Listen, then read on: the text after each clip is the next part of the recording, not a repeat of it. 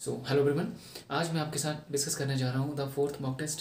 3 हम लोग डिस्कस कर चुके हैं और उन तीनों मॉक टेस्ट में बच्चों ने बहुत अच्छा रिस्पांस किया है। जैसे कल वाले मॉक टेस्ट में मैं जब लाइव चैट में देख रहा था, व्हाट्सएप पे भी बहुत सारे बच्चों ने मैसेज किया है, तो उनका जो स्कोर है वो स्कोर जो 50+ रह रहा है इस टाइम पे। तो ये सब भी प्रिपरेशन ये दिखा रही है कि आप सबके जो ये नंबर जो आ रहे हैं ये सब दिखा रहे हैं कि आपकी जो प्रिपरेशन है वो बहुत अच्छी है। अगर मैं देखो, आई एम फ्रॉम धर्मशाला, अगर मैं बात करूँ आप सबसे डिस्ट्रिक्ट कांगड़ा से बहुत सारे बच्चे हैं जो सेशन के साथ बने हुए हैं। मंडी से अगर मैं बात करूँ, मंडी, कसोग, आपका कुल्लू, मनाली, और वहाँ से बच्चों के लाइव चैट्स में, और प्लस उन्होंने अपने व्हाट्सएप मैसेज पे आपका शिमला से, कुल्लू से, फिर आपका ये कहते हैं जैसे हम हमीरपुर से, ऊना से, बिलासपुर से, और आपके डिस्ट्रिक्ट चंबा से बहुत सारे बच्चे हैं जिन्होंने कल अपने व्हाट्सएप पे मैसेज करके अपने नंबर्स बताए हमें। तो उनके नंबर्स को देख के मुझे इंटरनली बहुत ज़्यादा खुशी हुई कि आपका जो एक तरह से कह सकते हैं जो प्रिपरेशन एक अच्छे लेवल पे है, आप एक तरह से फाइटिंग स्टेज पे हैं।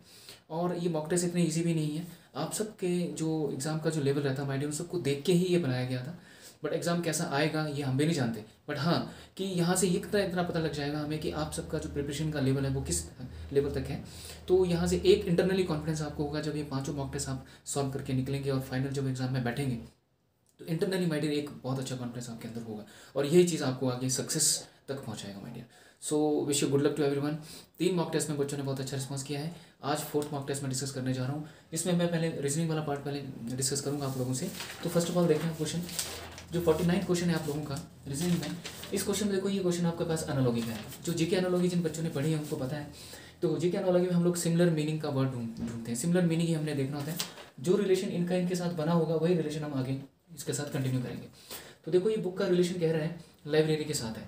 तो बुक का रिलेशन अगर लाइब्रेरी के साथ है तो ट्री का रिलेशन किसके साथ होगा? तो देखो, बुक्स को हम लोग लाइब्रेरी में रखे हैं, तो एक तरह से देखा जाए तो ग्रुप ऑफ बुक्स जहाँ पे होती हैं उसको हम लाइब्रेरी कह देते हैं ना। तो वैसे ही देखो, ट्री का रिलेशन किसके साथ होगा? तो इसके 49 क्वेश्चन में आपका जो ऑप्शन में आंसर है, देखो फर्नीचर भी है, फॉरेस्ट भी है, शेड भी है और फ्रूट भी है। तो आपका जो आंसर यहाँ पे होगा वो होगा फॉरेस्ट। फॉरेस्ट फॉरेस्ट आंसर को आपका क्या करेंगे, राइट आंसर माना जाएगा। क्यों? क्योंकि बुक का रिलेशन अगर लाइब्रेरी के साथ है, द ग्रुप ऑफ, जहाँ पे द ग्रुप ऑफ बुक्स आपके पास पढ़ी हैं उसको लाइब्रेरी कहेंगे। तो ट्री, तो जहाँ पे ग्रुप ऑफ ट्रीज हैं तो उसको क्या बोलते हैं? फॉरेस्ट बोलते हैं। तो आपका पहला आंसर क्या है? बी। तो 49 क्वेश्चन का जो आंसर है आपके पास वो अभी बी। और 50 क्वेश्चन की अगर मैं बात करूँ तो 50 देखें आप, देखो BCD के बाद है DBC के बाद है EFG और इसके बाद है HIG। ये क्वेश्चन जो एक तरह से देखा जाए एनालॉजी का मिलता जुलता है, और साथ में यहाँ पे कोडिंग और डिकोडिंग वाला कंसेप्ट भी यूज होता है। वो क्या है? देखो, सबसे पहले देखिए, इसको कोडिंग करने से बेटर है कि पहले आप देखें, अगर आप कोड करना चाहें तो देखो, ये 2 होता है, ये 3, ये 4 होता है, ये 4, ये 2, ये 3 होता है, ये 5, ये 6, ये 7 हो जाता है, ये 8 होता है, ये 9 होता है, ये 10 होता है। जिस बच्चे ने कोडिंग अभी तक याद नहीं की है, बच्चे को कोडिंग याद कर ले, क्योंकि कोडिंग से क्वेश्चन को करना बहुत ज़्यादा ईजी हो जाता है। बट यहाँ पे देखें आप, जैसे ये BCD है, तो इसके अगला जो सिमिलर में है, इसने क्या किया? देखो, आखिर वाले को उठा के पहले रखा है, राइट, और जो पहले वाला है उसको सेंटर में रखा है, और सेंटर वाले को थर्ड में कर दिया। तो इसका रिलेशन ये है, तो मतलब आखिर वाले को उठा के क्या किया इसने? पहले रखा है। तो हम अभी इन दोनों का सिमिलर मीनिंग जो बनेगा वो हम यहाँ बनाते हैं। तो देखो, आखिर वाले को उठा के आप पहले रखेंगे तो पहले जी आएगा। तो देखो, आखिर वाले को उठा के हमने क्या किया, एक सेकेंड, ये आखिर वाला उठा के हमने पहले रखा है, तो यहाँ से देखेंगे आखिर वाला उठा के हमने पहले रख दिया। उसके बाद जो पहले वाला है उसको कहाँ रखा है? सेंटर में। तो जो पहले वाला है उसको हम सेंटर में रख देते हैं। उसके बाद जो सेंटर में था वो कहाँ चले गया? थर्ड में। तो सेंटर वाला कहाँ गया? थर्ड में। तो आपके पास क्या बना? GEF। तो GEF के अकॉर्डिंग बना, तो 50 का आंसर क्या हो गया आपके पास? बी। तो 50 का आंसर क्या होगा? मैंने आपके पास बी हो जाएगा आपके पास। उसके बाद STOB, स्टोव। स्टोव का रिलेशन कह रहे हैं कि EBOTS होता है। स्टोव का रिलेशन अगर ये है तो कैंडल का रिलेशन ये है। यहाँ पे एक प्रिंटिंग में मिसप्लेस है मैडम, यहाँ पे EL, यहाँ पे D करना, जहाँ पे O लिखा हुआ है। अब देखें आप सब, इसको कोड करने से बेटर कि आप देखें कि स्टोव है तो उसने क्या किया? रिवर्स ऑर्डर किया है। देखो देखो, लास्ट उठाया, पहले E उठाया है, फिर B उठा दिया, फिर O उठा दिया, फिर T, फिर S। तो इसका रिवर्स का रिलेशन है। तो इन सबको रिवर्स लेके चलेंगे। देखो, पहले E आएगा, फिर L आएगा, फिर D आएगा। यहाँ पे D की जगह O कर दिया हुआ है, ये बाय मिस्टेकली हुआ है, आप इसको D करना। उसके बाद N है, उसके बाद A है, उसके बाद C है। तो जब इसको उल्टा करेंगे तो पहले D आएगा, T के बाद R आएगा, R के बाद O आएगा, फिर P आएगा, फिर E आएगा, फिर R आएगा आपके पास। इस तरह से देखो, TROPER, TROPER आपका C आंसर। तो 51 का आंसर आपके पास क्या हो जाएगा? C। तो 51 का आंसर मेडियन आपके पास क्या है? C है। इस तरह से आप देखें तीनों क्वेश्चन को, ये तीनों क्वेश्चन ये बहुत ज़्यादा इंपॉर्टेंट है आपके एग्जाम के लिए। ना क्वेश्चन नंबर 52 को देखें मेडियन। 52 क्वेश्चन आपका क्या कह रहा है? 52 क्वेश्चन में देखो, एक तरह से देखा जाए तो ये सिंबल कोडिंग का क्वेश्चन बनता है, इसको बोलते हैं ना, जैसे मैथमेटिकल ऑपरेशन जहाँ पे यूज़ होते हैं। तो देखो, ये जैसे डिवाइड का मतलब कह रहा है मल्टीप्लाई, मल्टीप्लाई का मतलब कह रहा है माइनस, माइनस का मतलब क्या है? प्लस, और प्लस का मतलब क्या है? डिवाइड। ये आपको ऑलरेडी क्वेश्चन में गिवन है 52 में। उसके साथ कह रहा है कि ये जो रिलेशन दे रखा है 48 + 6 डिवाइड -12 डिवाइड 2 + 10 इनको हम सॉल्व करेंगे, सॉल्व करके हमने बताना है कि आंसर क्या आएगा। तो ऑप्शन में आंसर देखो 9 है, 14 है, 16 है और 4 है। ये ए है, ये बी ऑप्शन है, ये सी ऑप्शन है और आपके पास ये डी ऑप्शन। तो हमने देखना है, देखो अगर हम इसमें बोर्ड मास का रूल यूज़ करते हैं तो बोर्ड मास का रूल यूज़ क्या करते हैं, पहले हम यूज़ करते हैं। देखो 48 है तो 48, देखो प्लस को कह दिया इसने डिवाइड 6 हो गया, माइनस को कह दिया इसने प्लस 12 हो गया, डिवाइड को कह रहा है ये मल्टीप्लाई 2 आ जाएगा, और प्लस को फिर कहा इसने डिवाइड, तो कितना हो गया 10 हो गया आपके पास। मतलब जहाँ डिवाइड था वहाँ मल्टीप्लाई लगाया, जहाँ मल्टीप्लाई वहाँ पे माइनस आ जाएगा, जहाँ माइनस है वहाँ प्लस आ जाएगा, और जहाँ प्लस है वहाँ पे डिवाइड आ जाएगा। अब उसके बाद देखो बोर्ड मास का रूल क्या कहता है कि पहले हम डिवाइड को सॉल्व करेंगे। तो जैसे डिवाइड के साथ सॉल्व किया मैंने इसको, तो देखो ये बनेगा आपके पास कितना 8 6 48 होता है, प्लस 12 मल्टीप्लाई बाई 2, ये डिवाइड जब सॉल्व होगा तो नीचे 10 आएगा आपके पास। जब नीचे 10 आया तो इसको जब सॉल्व करेंगे माइडियर, तो ये बनेगा देखो 8 प्लस ये बनेगा 24 को नीचे 10 पड़ा है तो 2.4 लिख सकता हूँ। 2.4 लिखा तो ये बनेगा देखो आपके पास 8 और 2 10.4 आंसर बनेगा आपके पास। बट 10.4 आपके पास यहाँ पे आंसर में नहीं है। तो इसका मतलब ये जो क्वेश्चन है आपने ऑप्शन में चेक किया कि कोई भी आंसर आपका मिल नहीं रहा है, तो इसको बोलते हैं माय डियर क्रोनोलॉजिकल ऑर्डर।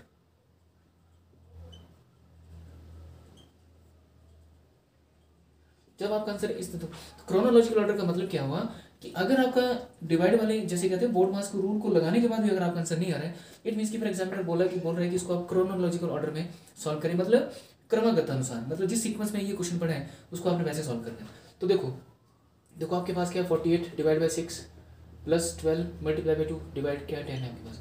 तो क्रोनोलॉजिकल ऑर्डर बोलता है पहले आप इसको सॉल्व करो, कितना आएगा 8 आएगा, प्लस देखो ये 12 है मल्टीप्लाई बाई 2 डिवाइड बाई 10 हो जाएगा। फिर देखो 12 और 8 कितने होते हैं 20 मल्टीप्लाई बाई 2 डिवाइड बाई 4 आ जाएगा। 20 को 2 से मल्टीप्लाई करेंगे 40 डिवाइड 4, 40 को 10 को 4 को 40 से भाग करेंगे तो कितना आएगा आपके पास है, ये कितना है 10, ये 10 है सॉरी 10 को जब आप 40 से डिवाइड कराएंगे तो कितना आएगा आपके पास 4, ये देखो माइडियर 4, डी आपका आंसर हो जाएगा। मतलब 52 का आंसर क्या है आपके पास डी। तो इस वाले क्वेश्चन में थोड़ा सा आपने मेंटली प्रिपेयर भी रहना है, थोड़ा एक्टिव भी रहना है कि अगर ये जो है यहाँ तो लगता तो वैसे ऑलमोस्ट आपका जिसको हम कहते हैं ना कि बोर्ड मास का रूल लगता है, बट यहाँ पे जो है बोर्ड मास के रूल के अकॉर्डिंग अगर ये सॉल्व हो के आपका आंसर नहीं आया, इट मीन्स कि फिर आपने इसको क्या करना है क्रोनोलॉजिकल ऑर्डर में इसको क्वेश्चन को सॉल्व करना है, मतलब जैसे ये है उसी ऑर्डर में आपने इसको सॉल्व कर देना है। इंपॉर्टेंट क्वेश्चन है, इसका आंसर क्या बनता है आपके पास D answer is the right answer. ना क्वेश्चन नंबर 53 देखें अब आप, 52 क्वेश्चन हम लोग सॉल्व कर चुके हैं। 53 क्वेश्चन देखिए, 53 क्वेश्चन है आपके पास ये सिलॉक्स का क्वेश्चन। सिलॉक्स का मतलब होता है जस्टिस करना। इस क्वेश्चन में को करने के लिए माय डियर एक चीज़ का ध्यान रखना है आपने, जब भी हम इन क्वेश्चंस को करते हैं तो हमने जो हमारे सामने स्टेटमेंट जो कह रही है बस हमने उसी के अकॉर्डिंग सोचना होता है, उसके अगेंस्ट हम लोग कभी नहीं जाते, अदरवाइज इसके आंसर्स बहुत निकलते हैं। तो जो आपके सामने फैक्ट नजर आ रहा है, जो चीज़ दिख रही है, हम उसी के बारे में बात करेंगे, नहीं दिख रही तो उसके बारे में बात नहीं करेंगे। तो देखिए ये कह रहा है कि ऑल चिल्ड्रन आर स्टूडेंट्स, कहता है कि जितने भी चिल्ड्रन हैं वो सारे के सारे क्या हैं आपके स्टूडेंट्स हैं। ये हो गया कि ऑल चिल्ड्रन आर स्टूडेंट्स। अब कह रहा है कि ऑल स्टूडेंट्स आर प्लेयर, सारे के सारे स्टूडेंट्स क्या आपके पास प्लेयर बन गए। तो ये स्टेटमेंट जो दो स्टेटमेंट हमारे पास दे रखा है, तो ये स्टेटमेंट्स के अकॉर्डिंग आपके पास ये वेन डायग्राम हमने बना लिया कि सारे के सारे चिल्ड्रन को स्टूडेंट्स कवर कर रहे हैं और सारे स्टूडेंट्स को कौन कवर कर रहा है, प्लेयर्स कवर कर रहे हैं। अब कहता है देखो ऑल क्रिकेटर्स आर स्टूडेंट्स। अब पहला कंक्लूजन क्या कह रहा है कि पहला निष्कर्ष ये बोल रहा है कि क्या ये इसके साथ मैच करता है। तो देखो ये कह रहा है कि ऑल क्रिकेटर्स आर स्टूडेंट्स। तो देखो जो स्टेटमेंट्स हमारे पास गिवन है उसमें क्रिकेटर की तो बात ही कोई नहीं हुई है। जब क्रिकेटर की कोई बात ही नहीं हुई है तो हम इसके बारे में कुछ नहीं कह सकते। तो पहला क्या हो जाएगा आपके पास रॉन्ग, नन फॉलो, कि हम इसको बता ही नहीं सकते। उसके बाद देखो ऑल स्टूडेंट्स आर प्लेयर। तो देखो ये ऑल स्टूडेंट्स आर क्या है, प्लेयर है। तो दूसरे वाला क्या हो गया आपके पास ट्रू, क्योंकि सारे के सारे स्टूडेंट्स किसके अंदर है, प्लेयर के अंदर है। तो मेरा ये ठीक हो गया। तो आपका जो आंसर यहाँ पे बनेगा 53 का आंसर है बी टू फॉलो। 53 का आंसर क्या है आपके पास बी। 54 क्वेश्चन को देखें माइडियर आप, 54 क्वेश्चन है आपके पास, ये है आपके पास जिसको कहते हैं ब्लड रिलेशंस का। देखो पॉइंटिंग टुवर्ड्स ए पर्सन, कहता है कि pointing towards a person a man said to a woman, मतलब pointing towards a person a man said to a woman, ये क्या कह रहा है कि एक पर्सन की ओर इशारा करते हुए एक आदमी जो है वो क्या कह रहा है आपका वुमेन्स की तरफ इशारा करते हुए कह रहा है कि his mother is the only daughter of your father. His mother is the only daughter. तो कहने का मतलब कि उसकी जो मदर है वो एक तरह से देखा जाए ना वो अपने ही बारे में बात कर रहा है। हिज मदर, देखो कहता है कि हिज मदर ये जो है वो अपने पिता की इकलौती बेटी है। ये कहने का मतलब कि his mother is the only daughter of your father. Of your father का मतलब यहाँ पे जो शब्द यूज हुआ है वो बात हो रही है कि वो अपने पिता की, कि उसकी जो माता है वो अपने पिता की इकलौती बेटी है। तो कह रहा है कि how is women related to the person.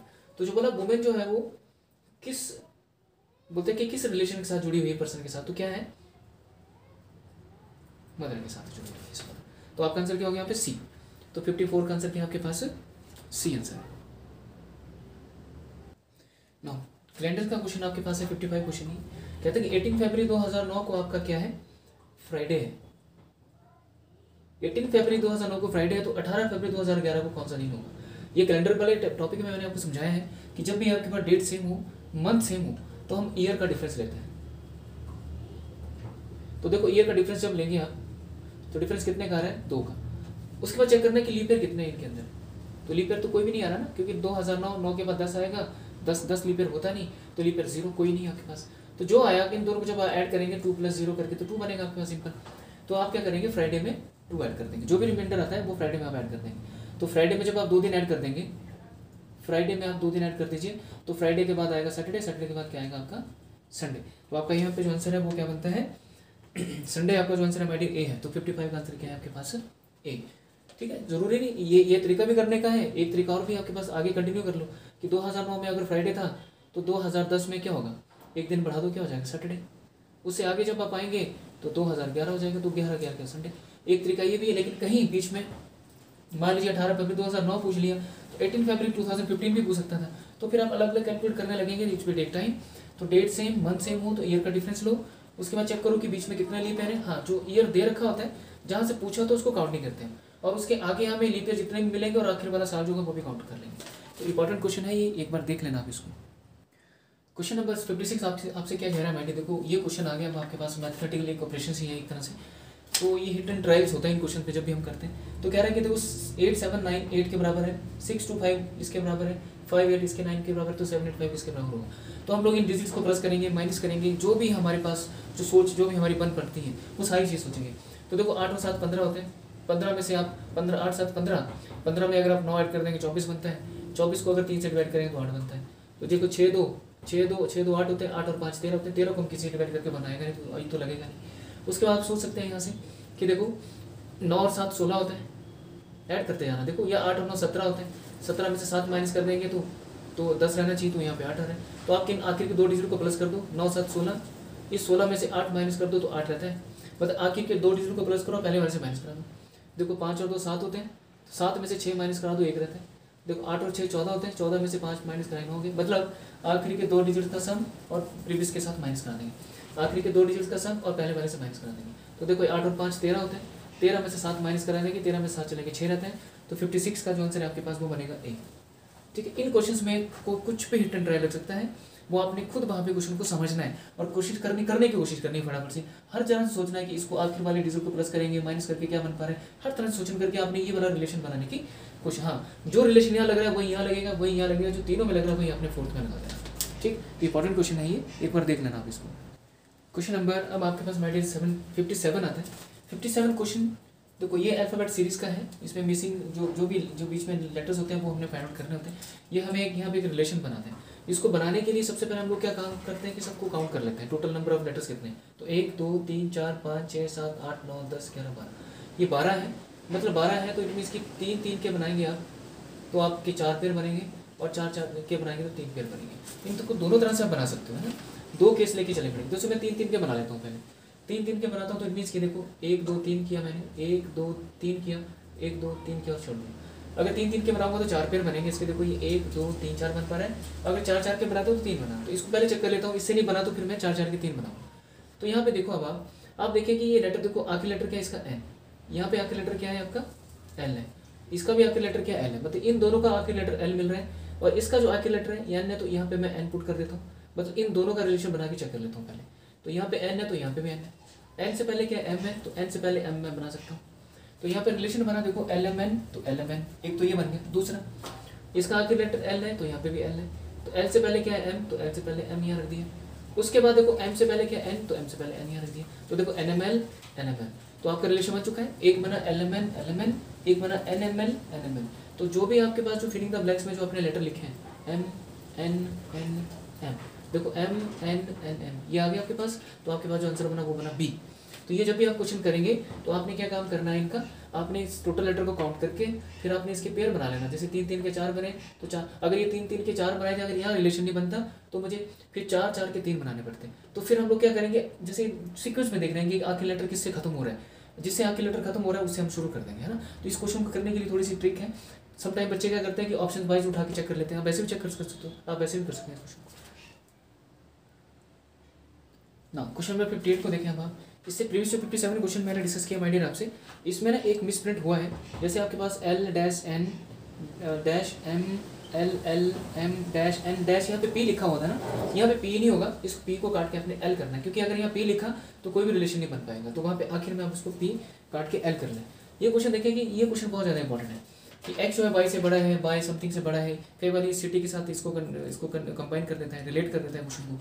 तो करने का जो प्रोसेस है वो क्या रहेगा, हम क्या करेंगे, इसको अलग अलग टुकड़ों में अलग सॉल्व कर लेते हैं। देखो x is greater than y का मतलब क्या है कि x जो है वो आपका बड़ा है किससे, y से, ये लाइन खत्म। अब कह रहा है ये कि y is greater than z, और y आपका किससे बड़ा है, z से बड़ा है। और कह रहा है कि p is greater than q, कि p जो है वो q से बड़ा है। माइटर का मतलब बड़ा हुआ कि p q से क्या है, बड़ा है, but inferior than y। p जो है वो q से तो बड़ा है, लेकिन किससे छोटा है, ये छोटा है किससे, y से। मतलब जिसकी तरफ ये चोंच लगी वो नंबर छोटा होता है। ये आपने बचपन में स्कूल में पढ़ा होगा, 6 7 8 9 10 में जो टीचर्स हमें बताते थे कि जो जिसकी तरफ ये चोंच है वो नंबर छोटा होता है, और जिसकी तरफ मुंह खुला होता है वो नंबर क्या होता है, बड़ा होता है। ये आगे फिर कहता है q is greater than z। अब कह रहा है देखो q is greater than z, कि q जो है वो किससे बड़ा है, z से बड़ा है। यही क्वेश्चन है आपके पास। क्वेश्चन नंबर 58 की बात कर रहा हूँ मैं। तो q is greater than z, तो q is greater than z बना दिया मैंने। अब कहता है कि who is the biggest among all, who is the biggest among all बोला, तो देखो यहाँ से दिख रहा है मुझे, यहाँ से देखो x है, x के बाद क्या है आपके पास y, और y के बाद देखो क्या है आपके पास, यहाँ से देखो z जो है वो सबसे लास्ट में चला गया अभी यहाँ पे, तो y के साथ z नहीं ले सकते, क्या आएगा पहले p के बाद आएगा q के बाद क्या आएगा z। आपके पास रिलेशन बनाना है। देखो x is greater than y हो गया, y is greater than z था, और उसके बाद हमने आगे चलना है, तो y ग्रेटर देन p भी और q भी है। और यहाँ q किससे छोटा है, q किससे बड़ा है, z से बड़ा है। q अगर z से बड़ा है तो q फिर z यहाँ पे आएगा, z अगर यहाँ आया तो y के साथ z को नहीं लेना, तो y के साथ क्या आएगा, p आएगा, p के बाद q आएगा, q के बाद z आएगा। सबसे बड़ा कौन है, x, और सबसे छोटा कौन है, z। तो यहाँ पे पूछा है कि who is the biggest, biggest का मतलब क्या होगा, बिगेस्ट का मतलब आइडिया यहाँ पे है कि सबसे कमजोर कौन है। कमजोर का मतलब यही कि छोटा कौन है। तो बिगेस्ट जब आप बताएंगे तो बी आंसर आप टिक करना, बी 58 का बी क्या है, z, तो z ही आपका क्या है यहाँ पे सबसे कमजोर है ना। क्वेश्चन नंबर 59 देखो माय डियर, ये क्वेश्चन जो है आपका, क्वेश्चन ये आपका है पजल का। इस पजल को बनाने के लिए आपने सबसे पहले जब भी आप जब पजल को सॉल्व करेंगे तो मेरा ओपिनियन आपको ये रहेगा कि आप सबसे पहले देखो जीके वाला पार्ट आप सॉल्व करें, फिर जिसमें उसमें जो भी साइंस आती है वो सारी, उसके हिंदी पकड़ लें, हिंदी के बाद आप इंग्लिश करके ये सारा करने के बाद 30-35 मिनट तक आप सारा निपटा लें।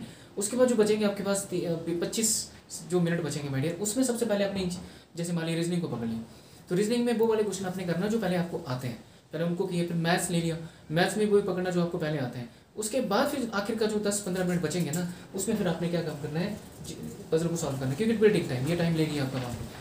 तो सबसे पहले जब भी पजल को सॉल्व करेंगे तो फटाफट से आपने रीड कर लेना, क्योंकि देखो क्वेश्चन नंबर 59 की बात कर रहा हूँ मैं, पूरा क्वेश्चन यहाँ लिख नहीं सकता ना, तो मैंने शॉर्ट में जो जो चीज़ें मुझे चाहिए इसको सॉल्व करने की वो लिख दी। देखो परिवार में हाउ मेनी पीपल्स, ABCD ये परिवार के सदस्य हैं, और इनका प्रोफेशन क्या है ये अलग अलग है। एक जैसे साइकोलॉजिस्ट है, कोई प्रबंधक है, कोई वकील है, स्वर्णकार है, चिकित्सक है, इंजीनियर है, ये आपके पास क्या उनके प्रोफेशन है। उसके बाद देखो यहाँ से क्वेश्चन आपका शुरू हो जाता है, जहाँ से आपका क्वेश्चन शुरू होगा हमने वहीं से आपको क्वेश्चन को करना शुरू कर देना। देखो पहले लाइन में ये कह रहा है आपका, कहता है कि F के दादाजी, चिकित्सक जो है ना F के दादाजी हैं, कि चिकित्सक जो है वो F के दादाजी हैं। चिकित्सक की अगर मैं बात करूं तो ये क्या है, ये कह रहा है कि F के दादाजी हैं, तो एक पर्सन कोई बीच में होगा यहाँ पे, और यहाँ पे क्या आ जाएगा, F आ जाएगा, कि चिकित्सक क्या है, F के दादाजी हैं। तो चिकित्सक अगर F के दादाजी हैं, जो कि क्या मनोवैज्ञानिक है, ये F क्या है फिर आपको अपने आप में, ये मनोवैज्ञानिक हो गया आपका, कि चिकित्सक जो F का दादाजी हो गया, और ये क्या है, F अपने आप में मनोवैज्ञानिक है। उसके बाद कह रहा है कि D का विवाह A से हुआ है, D का विवाह अगर A से हुआ है तो देखो ये आपका मेल मेंबर है यहाँ पे, ठीक है, ये मेल मेंबर है, इसको अगर मैं D कंसिडर कर लूँ तो इसका जो शादी हुई है किसके साथ हुई, मान लेते हैं कि A के साथ हुई है समटाइम्स के लिए, तो अगर शादी इसकी A के साथ हुई तो ये क्या होगी, फीमेल होगी। फीमेल होगी तो इसको कह रहे हैं कि ये क्या है, प्रबंधक है, तो इसको हम क्या बोलेंगे, प्रबंधक। फटाफट से आपने लिखना है ये सारी चीज़ें, है ना, ये सम टाइम के लिए। हाँ ठीक है, ये हो सकता है कि ना भी हो, लेकिन हम लोग गैस कर रहे हैं। उसके बाद कह रहा है कि C जो स्वर्णकार का विवाह वकील से हुआ है। देखो ये जो है सेंटर में ये C है, इसकी मान लेते हैं शादी किसके साथ हुई है, सी की शादी जो है स्वर्णकार वकील से हुई है, वकील से हुई है। ये जो है वो क्या है, वकील से हुई है। सी जो है स्वर्णकार की शादी किसके साथ हुई है, वकील से हुई है। सी अपने आप में क्या है, स्वर्णकार है, स्वर्णकार है, और इसकी शादी किससे हुई है, वकील से हुई है। अब उसके बाद कह रहे हैं देखो बी जो है वो ई और एफ की माता जी है, तो बी अगर ई और एफ की माता जी तो एफ तो ये बैठा है, तो ये तो आपके पास क्या है, मेल मेंबर, ये माता जी है, इट मीन्स कि ये बी है, ये क्या है आपके पास फीमेल मेंबर है, तो इसके ये इसके तो एफ की क्या माता जी है, तो ई भी आपके साथ यहाँ पे आ जाएगा, ये आपस में क्या होंगे, भाई बहन होंगे। ठीक, बी आपकी माता जी क्लियर हो गया। आई होप आपको सारी चीज़ें क्लियर हो चुकी हैं यहाँ से। अब जो बचा हुआ है देखो, ये चिकित्सक है, ये प्रबंधक है, ये स्वर्णकार है, ये वकील है, ये मनोवैज्ञानिक है, जो बचा क्या, बचा आपके पास अब इंजीनियर, तो इसको हम क्या मान लेंगे, इंजीनियर, इंजीनियर मान लिया इसको आपने। अब सारा आपका बन चुका है। क्वेश्चन में पहला कह रहा है कि ए का ई से क्या संबंध है, तो देखो आपके पास ए है, बोलता है ए का ई के साथ क्या संबंध है, ए का ई के साथ क्या संबंध है, एक सेकंड माइडियर, कहता है डी का प्रबंधक, डी का विवाह ए से हुआ है, और हाँ ये माइडियर ए है, सपोज ये ए है और ये डी है आपका, यहाँ पे देखना कि मिस्टेक ना हो, कि कहता है कि प्रबंधक डी का विवाह क्या हुआ, ए से हुआ है, सी स्वर्णकार है, और ये ठीक है। तो कहता है कि देखो ए का विवाह ई से, देखो ए का ई से क्या संबंध है, तो देखो ए का फिर ई के साथ क्या संबंध हुआ, ए हुआ फिर दादाजी, मतलब 59 का आंसर जो है आपके पास वो है बी, बी। और 60 का आंसर जो होगा आपके पास, 60 का आंसर देखें आप, 60 का आंसर आपके पास कहता है कि निम्न में से परिवार में विवाही जोड़े कौन से हैं, देखो विवाही जोड़े ए और डी है आपके पास, और बी और सी है, तो ए और डी, बी और सी क्या है, तो 60 का आंसर है आपके पास डी। उसके बाद 61 देखते हैं, देखो ई का व्यवसाय क्या है, तो ई का प्रोफेशन क्या है, इंजीनियर, तो ई का आंसर आपके पास हो जाएगा सी, 61 का आंसर सी। 62 की अगर मैं बात करूं, एफ का व्यवसाय क्या है, तो एफ क्या है, मनोवैज्ञानिक, एफ अगर मनोवैज्ञानिक है तो इसका आंसर हो गया ए। उसके बाद 63 है आपके पास, कहता है कि ए का व्यवसाय क्या है, तो देखो ए का प्रोफेशन क्या है, वो चिकित्सक है, बट ऑप्शन में माइडियर यहाँ पे चिकित्सक ऑप्शन नहीं है यहाँ पे, ठीक है भाई, मिस्टेकली नहीं हुआ है, तो आप क्या करना, ए को आप टिक कर लेना यहाँ से, ए की जगह आपने क्या कर देना है यहाँ पे 63 का मैं बात कर रहा हूँ ए के प्रोफेशन की, तो इसको आपने करना चिकित्सक, चिकित्सक मान लीजिए, और इसको आप चिकित्सक ए ऑप्शन में चिकित्सक कर लेना आप इसको, ठीक है, ये मैंने अभी कह दिया, ए ऑप्शन में आप चिकित्सक कर लेना, ताकि जब आप काउंट करके अपने नंबर जो कमेंट सेक्शन में मुझे बताएंगे तो इसको आप काउंट कर लेना, ए की जगह चिकित्सक कर दो, अगर आपका आंसर चिकित्सक आ रहा है तो ए की जगह आपने टिक कर दो। तो इस तरह से माय डियर पजल सॉल्व हो चुका है, एक बार क्वेश्चन को देख लेना आप, इंपॉर्टेंट क्वेश्चन है। क्वेश्चन नंबर जो 108 है, ये क्वेश्चन 64 है माय डियर, इसको देखना, इंपॉर्टेंट क्वेश्चन है ये, बहुत बार एग्जामिनर इसको पूछता है। करने का तरीका क्या, देखो कहता है कि 1008 is divided by which single digit, कहता है कि 1008 को हम किस सिंगल डिजिट से डिवाइड करें ताकि वो आपस में क्या बन जाए, परफेक्ट स्क्वायर बन जाए, या परफेक्ट स्क्वायर बन जाए। तो जब भी ये क्वेश्चन आपके पास आए तो हमें इसका मतलब परफेक्ट स्क्वायर बनाना है, तो किस नंबर की जरूरत पड़ेगी हमें इसको परफेक्ट स्क्वायर बनाने के लिए, तो आपने क्या काम करना है, 1008 का करना आपने टुकड़े कर देना, एलसीएम लेना, मतलब एक तरह से इसको फैक्टराइज करना। फैक्टर के देखो 2 से करेंगे 5 2 10 0, 4 2 8 बन जाएगा आपके पास। 2 से करेंगे देखो 2 2 4, 1 कैरी 5 2 10, 2 2 4, 2 बन जाए 2, 2 2 4, 6 2 12 बन गया आपके पास, है ना। उसके बाद 2 से करेंगे तो आएगा देखो ये 6 आ जाएगा, ये 3 आ जाएगा।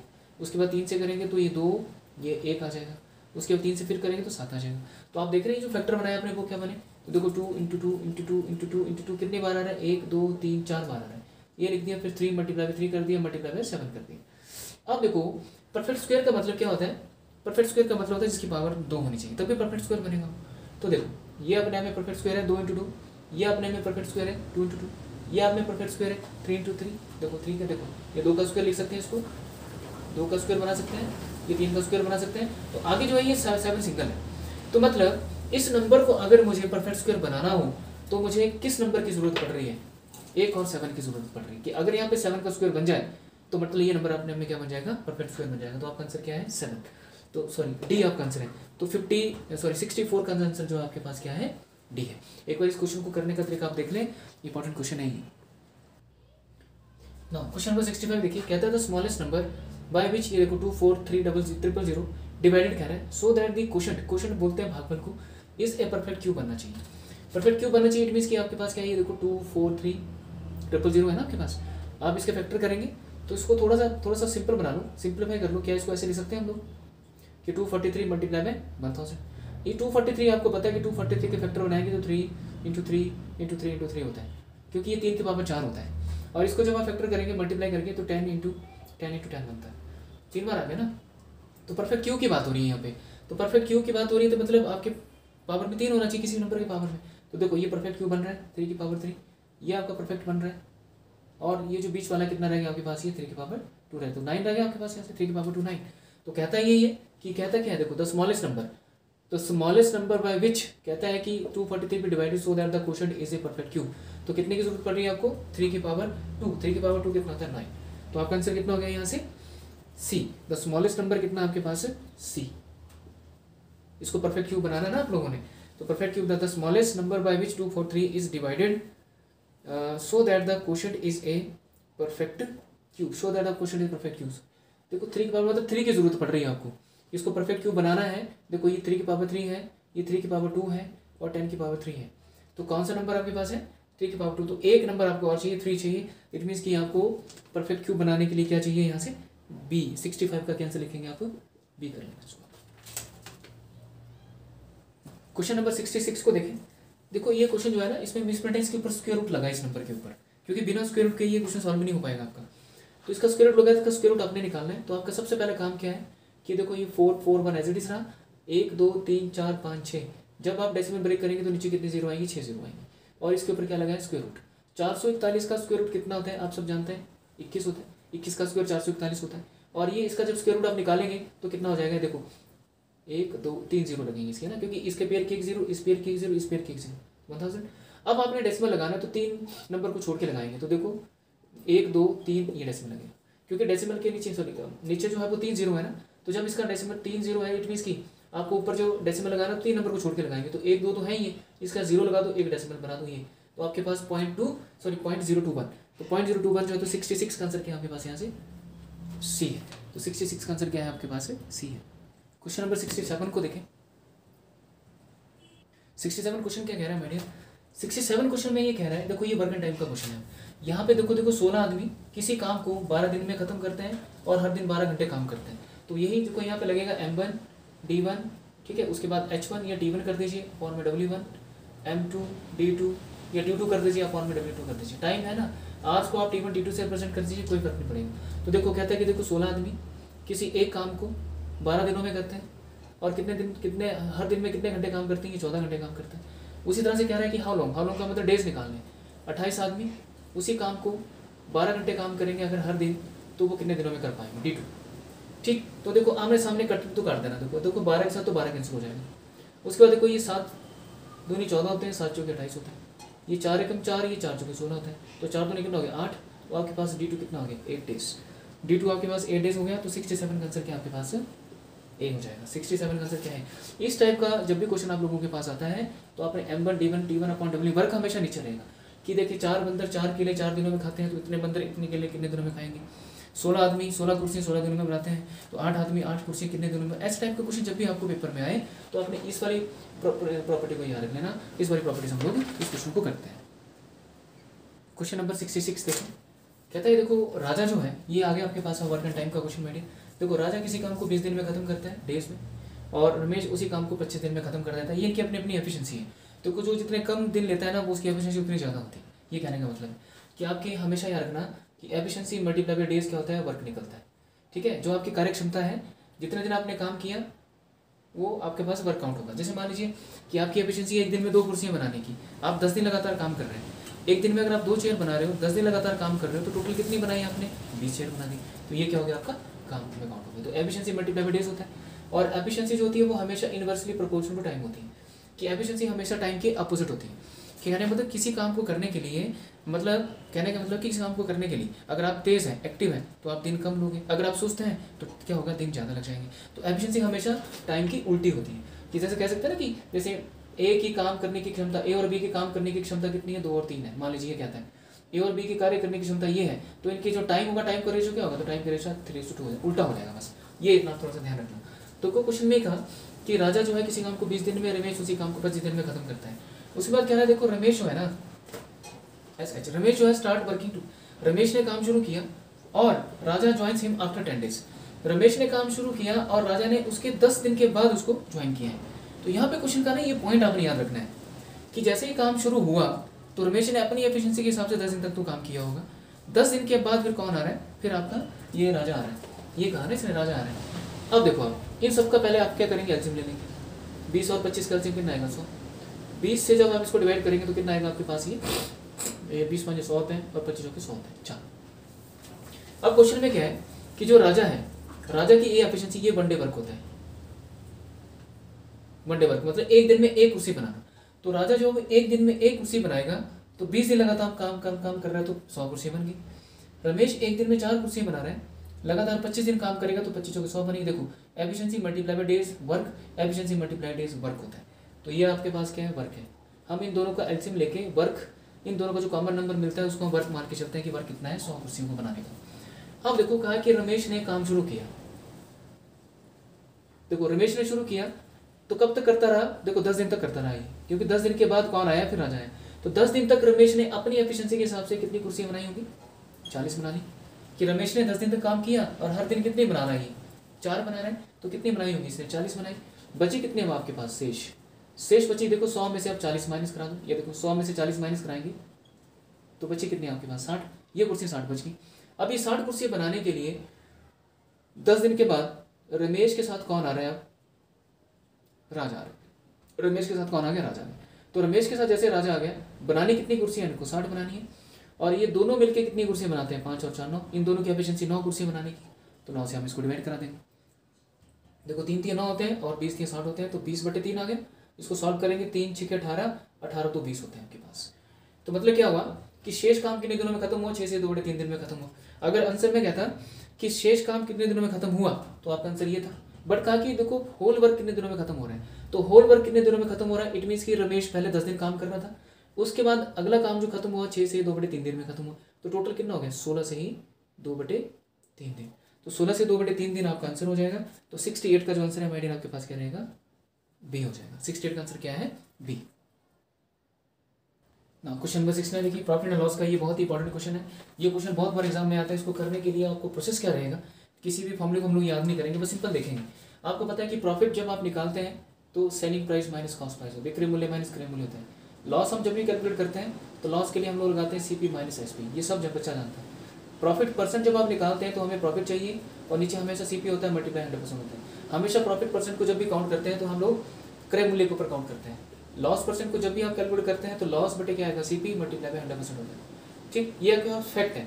अगर वो कहता है कि प्रॉफिट परसेंट को आप सेलिंग प्राइस के ऊपर काउंट करो तो नीचे फिर आप क्या रखेंगे, सेलिंग प्राइस को रखते हैं, राइट। इस क्वेश्चन में कहा देखो एक डीलर है, कोई डीलर है, वो अपनी किसी चीज को क्या करता है, देखो 20% एक्स्ट्रा रेट पे बताता है, 20% एक्स्ट्रा रेट कॉस्ट प्राइस के ऊपर 20% बढ़ा के बताता है। उसके बाद कहता है कि वो तो उसके ऊपर 10% का डिस्काउंट भी दे देता है। कि आप मार्केट में गए तो मार्केट में आपने वो चीज़ कोई भी मांगी तो उसने क्या किया, उसमें 20% बढ़ा दिया। बढ़ाने के बाद उसने अपने आप कैलकुलेट कर बोल दिया कि मैं इसके ऊपर आपको 10% का डिस्काउंट दे रहा हूँ, बट आपको पता नहीं है। तो देखो यहाँ पे बात हो रही है देखो सीपी की, कॉस्ट प्राइस। कॉस्ट प्राइस के बाद देखो फिर आएगा एमआरपी, क्योंकि डिस्काउंट हमेशा किसके ऊपर दिया जाता है, अंकित मूल्य के ऊपर। हिंदी में इसको बोलते हैं अंकित मूल्य। ये क्या है, क्रय मूल्य, क्रय मूल्य। फिर आप दे रहे हैं आप डिस्काउंट, डिस्काउंट एमआरपी और डिस्काउंट की जब भी बात होगी तो फिर निकलेगा सेलिंग प्राइस। तो देखो सीपी कितना मान के चलेंगे हम, 100 रुपये मान के चलते हैं कि मान लीजिए उस जो चीज़ थी उसके पास 100 रुपये की थी। ये 100 रुपये की चीज़ जो थी उसने उसके ऊपर 20% बढ़ा के बताया, तो 100 के ऊपर 20% बढ़ा के बताया, इट मीन्स कि 20% एक्स्ट्रा रेट बता रहा है। तो वो चीज़ कितने में बताई उसने, 120 रुपये में। तो एमआरपी कितना हो गया आपके पास, 120। इस 120 रुपये के ऊपर डिस्काउंट दे रहा फिर वो 10% का। कितना डिस्काउंट मिल रहा है आपको, 12 रुपये का डिस्काउंट मिल रहा है। तो जैसे 12 रुपये का डिस्काउंट मिला तो मतलब एमआरपी में से आप डिस्काउंट माइनस करेंगे तो देखो ये 120 में से आप डिस्काउंट माइनस कर दो, क्या निकल के बाहर आएगा, 108। ये 108 के आपके पास सेलिंग प्राइस। ठीक, ये क्वेश्चन आपको क्लियर हुआ। आपने कॉस्ट प्राइस को माना 100 रुपये की चीज़ है, आपने 20% उसके ऊपर बढ़ाया 120 रुपये, अंकित मूल्य कितना हो गया 120 रुपये। इसके ऊपर आपने क्या किया, 10% का डिस्काउंट दिया। तो 120 का 10% का डिस्काउंट मतलब 12 रुपये आपने डिस्काउंट दिया। तो 120 में से 12 एमआरपी माइनस जब डिस्काउंट करते हैं तो सेलिंग प्राइस निकलता है। अगर कहता है कि 10% का डिस्काउंट देने के बाद वो चीज़ कितने में पड़ी, ये कितने में बेची, तो आपका आंसर कितना है फिर 108 रुपये। ये आंसर करना आप, कितने में बेच रहा है वो, 108 रुपये में बेच रहा है उसको। बट यहाँ पे क्या बोला है, उसका गेन परसेंट निकालो। तो गेन परसेंट कैसे निकलते हैं, आपको देखो ये कॉस्ट प्राइस है और ये देखो ये सेलिंग प्राइस है आपका। कॉस्ट प्राइस यहाँ पे और सेलिंग प्राइस ये है। तो आप देखो कितना का गेन हो रहा है, गेन आपको हो रहा है कितने का, 8 रुपये का। 108 माइनस 100 करेंगे तो प्रॉफिट कितने का है, 8 का। जैसे आपने यहाँ से गेन परसेंट निकालना है तो गेन परसेंट के लिए आपको क्या चाहिए होता है, प्रॉफिट और नीचे क्या होता है CP मल्टीप्लाई क्या होता है 100%, ये कट गया तो आपके पास कितना आ गया 8%। 8% अगर आप आंसर में तो 69 का जो आंसर है ना वो होगा आपके पास C। 69 का आंसर कितना हो गया आपके पास C। क्वेश्चन नंबर 70 देखें, इंपॉर्टेंट क्वेश्चन है ये आपका। 70 क्वेश्चन में क्या कह रहा है वो सबसे पहली बात, ये परसेंटेज का क्वेश्चन देखो। इन ए कॉलेज कहता है कि सिक्योर्ड 62% वोट, मैंने बहुत ही शॉर्ट लैंग्वेज में यूज़ किया है। ये है आपका 70 क्वेश्चन। 70 क्वेश्चन आप देख लेना PDF फाइल में। बोलता है कि 62% वोट सिक्योर करके वो जो है वो जीत जाता है, और कितने से जीतता है वो 144 वोटों से जीतता है।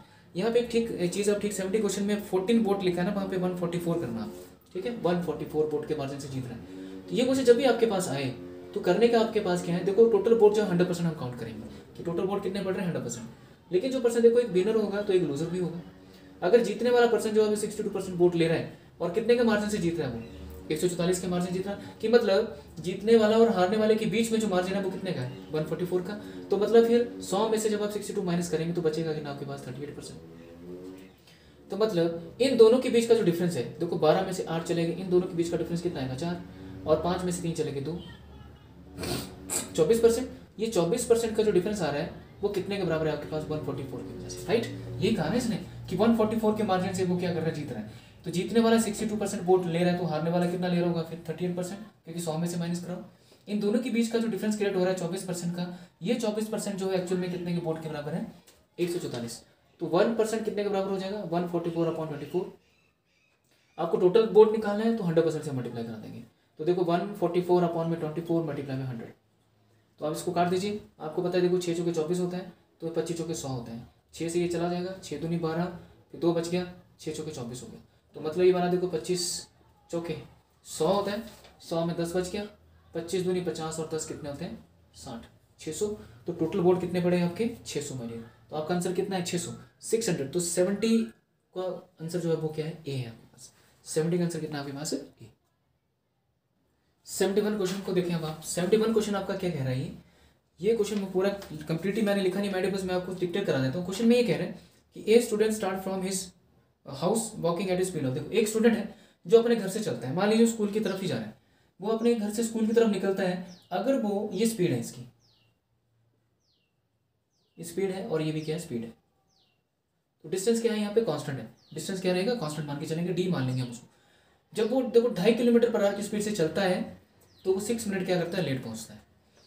फिर वो अगले दिन क्या करता है अपनी 1 किलोमीटर स्पीड को बढ़ा देता है। अगर 1 किलोमीटर बढ़ाया उसने, मतलब पहले 2.5 चल रहा था, अब कितना चलेगा 3.5 किलोमीटर/आवर की स्पीड से चलेगा, तो वो 6 मिनट जल्दी पहुंचता है। ये जो लेट और अर्ली वाला कंसेप्ट है ना, इसमें क्या काम करना होता है वो देखो। साइड में एक चीज़ लिख लें आप, जब भी आपके पास ये अर्ली लेट या लेट अर्ली जब भी बोलेगा तो हमेशा याद रखना इन दोनों के बीच में जो टाइम का डिफरेंस आएगा वो हमेशा इन दोनों को हम ऐड करते हैं, जो डिफरेंस आएगा वो ऐड करेंगे।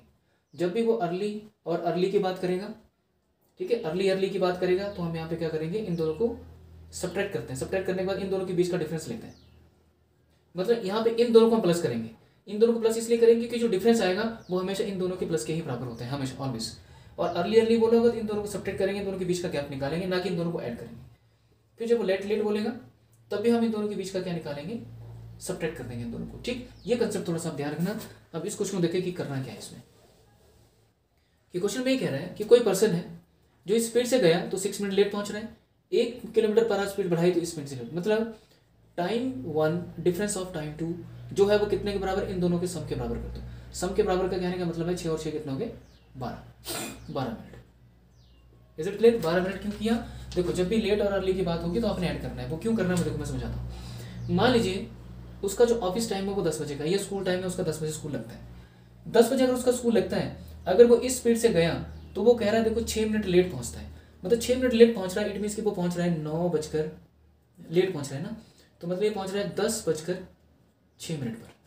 ये कहने का मतलब है अगर वो इस स्पीड से एक स्पीड अपनी स्पीड में 1 किलोमीटर बढ़ाता है तो वो 6 मिनट क्या हुआ जल्दी पहुंच जाता है, मतलब 6 मिनट जल्दी पहुंचता है, मतलब 9:54 में पहुंचता है। बस ये कंसेप्ट है इसका कि इस स्पीड से जा रहा है तो 6 मिनट लेट पहुंच रहा है, मतलब 10:06 पे पहुंचेगा। लेट का मतलब ये हुआ, और जल्दी पहुंच रहा है इट मीन्स कि वो 9:54 पे पहुंच रहा है। अब देखो इन दोनों के बीच में जो टाइम का डिफरेंस कितना आ रहा है, ये देखो 10:06 यहाँ से, 9:54 यहाँ से, तो कितना बीच में देखो कितना क्या गैप है यहाँ से 6, देखो यहाँ से 6 यहाँ से और 6 यहाँ से, 6 और 6 कितना टोटल मिला के 12, मतलब इन दोनों के बीच में कितने मिनट का गैप आ रहा है, ये 12 मिनट का गैप आ रहा है। बात समझ में आई आप सबको?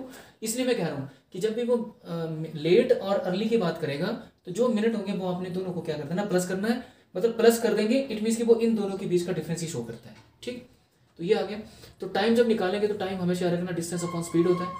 देखो ये डिस्टेंस अपॉन डिस्टेंस तो कांस्टेंट है दोनों में, स्पीड तो देखो डिस्टेंस क्या है, ये बीच में जो ये सिंबल लगा रहा हूँ ये डिफरेंस का सिंबल है, ये डिफरेंस का सिंबल है।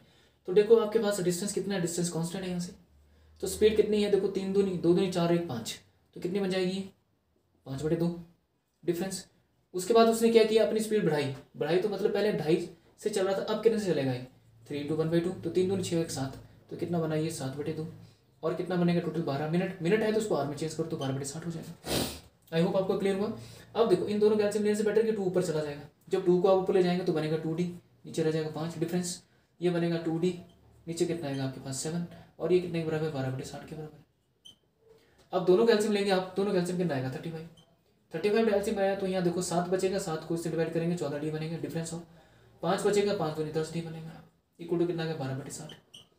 ठीक, उसके बाद देखो 14D और 10D के बीच में कितना है, 4 का डिफरेंस है, तो 4D का डिफरेंस ये देखो यहाँ से 12 है, अब मल्टीप्लाई पे 35 हो जाएगा, नीचे 60 आ जाएगा, ये 35 उठा के वहाँ ले जाओ, तो आपको दिख रहा है ये 4 से कट जाएगा, 4 3 12 होते हैं, 3 से कट जाएगा, ये 3 कितने 20 थे 60 होते हैं, ये 5 के 20 होते हैं, ये 7 5 35 होता है, तो आपके पास 7/4 बचा, 7/4 बचा, इट मीन्स की डी जो है वो 7/4 है, इसको बदल दो, 4 एकम 4 होते हैं, 4 और 3 7 होते हैं, तो कितना है आपके पास 1 × 3/4 किलोमीटर, तो डिस्टेंस कितना है 1 × 3/4 किलोमीटर, तो 71 का आंसर कितना हो गया आपके पास, सी हो गया। इस वाले प्रोसेस को आप देखना माय डियर, इंपॉर्टेंट क्वेश्चन है, बस जो लॉजिक मैंने समझा दिया उसी लॉजिक से आपने कोई भी क्वेश्चन है, मिनट अर्ली आएगा तो दोनों का डिफरेंस ले लेना, फिर माइनस कर देना उनको, बस अर्ली लेट आएगा तो जो मिनट दे रखे हैं उनको आप प्लस कर लेंगे। क्वेश्चन नंबर 72 को देखिए आप, ये कंपाउंड इंटरेस्ट का क्वेश्चन है, ये बहुत इंपॉर्टेंट क्वेश्चन है मेरी। कहता है कि देखो इन बट टाइम बिल ₹1000, कि बोलता है कि कितने समय में 1000 रुपये जो है वो कितने बन जाएंगे आपके पास, 1331 रुपये बन जाएंगे। मतलब क्या हुआ कहने का कि आपके पास जो प्रिंसिपल है वो 1000 रुपये है, आपने बैंक में जमा किया, 20% के रेट ऑफ इंटरेस्ट में जमा किया, और वो अपने आप में कितने बन गए 1331 रुपये बन गए। अमाउंट का मतलब क्या होता है, मिश्रधन, और ये मिश्रधन क्या चीज़ होती है कि इसके अंदर आपका प्रिंसिपल भी है तो इसके अंदर आपका ब्याज भी जुड़ा है, इसका मतलब यही होता है, अमाउंट का मतलब ये चीज़ होती है। अब कह रहा है देखो कंपाउंडेड हाफ ईयरली का मतलब है कि मतलब हाफ 6 मंथ के बाद हम क्या करेंगे, इंटरेस्ट को क्या करेंगे, कैलकुलेट करेंगे। तो क्वेश्चन में क्या कह रहा है देखो, इसको करने के लिए एक तो आप बेसिक तरीका लगा सकते हैं, वो क्या है देखो, आपको पता है कि कंपाउंड इंटरेस्ट जब लगाते हैं तो A - B होता है, इज इट क्लियर। तो अमाउंट जब हम निकालते हैं तो अमाउंट निकालने के लिए प्रिंसिपल × 1 + R/100 की पावर में n होता है। बेसिक मैक्सिमम बच्चा इस वाले अप्रोच के साथ पहले करने की कोशिश करेगा। देखो amount equals to principal 1 + R/100 की पावर में n, तो अमाउंट आपके पास कितना है यहाँ से 1331 है, और ये कितना 1000 × 1 + 20/100 हो जाएगा, की पावर में n आ गया आपके पास, इज इट क्लियर। एक स्टेप में क्या करेंगे आप 1331 बटे में आप 1000 कर देंगे, और कितना देखो यहाँ से बनेगा, देखो 1 + 20/100 कर देंगे, की पावर में n आपके पास, क्लियर है। एक तरीका ये, और उसके बाद आप ये लिखेंगे, ये 1331 होता है 11 का क्यूब, और ये होता है 10 का क्यूब, तो ये बनेगा देखो 11/10 का होल क्यूब इक्वल्स टू देखो 1 + 20/100, और ये कितना बनेगा आपके पास n, तो n कितना आ रहा है आपके पास 3। लेकिन हाफ ईयरली कैलकुलेटिंग के लिए कह रहा है, तो हाफ ईयरली का मतलब क्या होता है, n की वैल्यू कितनी होगी, इसको हाफ करना चाहेंगे तो कितना होगा आपके पास 6 के बाद करना चाहेंगे, n की वैल्यू 3 है ना, ये 3 हाफ ईयर बन रहे हैं, 3 हाफ ईयर, तो 3 हाफ ईयर को कैसे लिख सकते हैं, 1 × 1/2 ये लिखना आपने। 1 × 1/2 का मतलब कि हर 6 मंथ के बाद कैलकुलेट हो रहा था, तो n की वैल्यू 3 आई तो इसका मतलब 3 हाफ ईयर हो रहा है। ये तो है आपके पास फॉर्मूला वाइज करने का ना, तो बट मैं इस वाले अप्रोच के साथ आपको कहूँगा कि आप कम ही जाए। आप देखो आपके पास कितना है, आपके पास देखो 20% है रेट, आपने यहाँ रखना सीधा रेट पकड़ा, रेट 20% है, ये फुल ईयर का है, बट आपको चाहिए हाफ ईयर का, हाफ ईयरली है ना, तो 20 को आप 2 से डिवाइड कर दो, कितना रहेगा 10%, और 10% अपने में कितना होता है 1/10 होता है, अपने में 1/10 हुआ, इट मीन्स कि ये आपका प्रिंसिपल है और ऊपर वाला आपका क्या है, ये ब्याज है, ये इंटरेस्ट है आपका। तो मतलब प्रिंसिपल और अमाउंट की बात हो रही है, तो प्रिंसिपल अगर 10 है अमाउंट कितना होगा 11 होगा, मतलब 10 रुपये के ऊपर 1 रुपये का ब्याज लग रहा है, तो 10 रुपये के ऊपर तो अमाउंट कितना बन गया आपका 11। एक्चुअल में जो दे रखा वो ये दे रखा था हमारे पास, ये इसको और सिंप्लीफाई करके लिखना चाहूँ तो ये 10 का क्यूब बनेगा, और ये कितने का बनेगा 11 का क्यूब बनेगा आपके पास, सिंपल 10 का 11 का क्यूब बना, एक्चुअल में यही है ना आपके पास। तो देखो प्रिंसिपल मत 10 था, 10 का 11 बन रहा है, तो प्रिंसिपल अपने में 1000 था, 1000 का 1331 बन रहा है, तो ये कितना 10 का क्यूब, ये जो पावर में आ रहा है ये आपका क्या है, ये टाइम हम नोट करेंगे कितना है 3, इसको हम 3 क्या करेंगे हाफ ईयर्स, 3 हाफ ईयर्स, तो 3 हाफ ईयर्स को कैसे लिखेंगे आप मतलब 1 × 1/2 लिखेंगे। तो दोनों आपके पास मैंने करा दी। आप रेट के साथ भी क्वेश्चन को कर सकते हैं, आप इस वाले प्रोसेस के साथ भी आप कर सकते हैं। तो इसमें जो आंसर है माय डियर आपके पास वो क्या है, आपका है 72 का आंसर है बी, 1 × 1/2 आंसर आपके पास आ रहा है। 3 इयर्स मत कर देना गलती से। देखो क्वेश्चन नंबर 73 है, अगर ये क्वेश्चन आपको पेपर में आता है तो करने का प्रोसेस क्या रहेगा, इसलिए कोई फॉर्मूला नहीं याद रखना, डायरेक्ट अप्रोच के साथ करेंगे। देखो 3 मैन और का शब्द क्या मतलब होता है, या तो देखो 3 आदमी उस काम को करेंगे, उसी काम को अगर किसी औरत से करवाना हो तो 5 औरतें चाहिए हमें। तो या का मतलब या तो ये आदमी आ रहे हैं काम करने के लिए या फिर औरतें काम करने के लिए आ रही हैं। तो इसको जब भी लिखेंगे आप तो लिखेंगे 3 मैन ये काम कर रहे हैं 12 दिनों में, तो फिर 5 औरतें भी क्या कर रही हैं 12 दिनों में कर रही हैं। 3 आदमी 12 दिन ही लगा रहे हैं और उसी काम को औरतों से करा रहे हैं तब भी 12 दिन ही लगा रहे हैं। तो यहाँ से आपने क्या काम करना है, आपने एक आदमी निकाल देना कि अगर 3 आदमी किसी काम को 12 दिन में करते हैं तो एक आदमी कितने दिनों में करेंगे, तो इनको मल्टीप्लाई करा दो, कितना हो गया 36। देखो 12 को 3 से मल्टीप्लाई करके 36 हो जाएगा। और एक औरत का निकालेंगे तो 12 × 5 कितना हो गया 60 हो गया, 60 डेज। कि एक आदमी को अकेले करना पड़ेगा ये काम, तो देखो उसकी एफिशिएंसी के हिसाब से कितना करना पड़ेगा उसको, फिर 36 दिन लग जाएंगे। और एक औरत को वो ही अकेला काम करना पड़ेगा तो कितने दिन लग जाएंगे, फिर सबका काम करना पड़ेगा उसको 36। इन तीन दोनों का एलसीएम लेंगे तो एलसीएम कितना आएगा इसका 180। ठीक है, देखो 7 का डबल 120, 120 का ट्रिपल कर दो 180, 180 36 से भाग हो जाते हैं तो आपको हो गया डायरेक्टली आंसर, है ना। तो 36 से इसको डिवाइड करेंगे 5 आएगा, 60 से करेंगे तो 3 आएगा। एलसीएम जब भी हम निकालते हैं तो सबसे बड़ा नंबर देखते हैं। देखो 36 और 60 है, तो हम देख रहे हैं कि 36 से 60 को भागने तो इसका डबल कर दो 120 होगा। फिर देखो इसका कितना हो जाएगा ट्रिपल 180, तो 36 से 180 को भाग हो जाती है तो 180। ये डायरेक्ट शॉर्टकट है, मैंने एलसीएम एचसीएम वाले वीडियोस में बताया हुआ है। तो टोटल देख लो।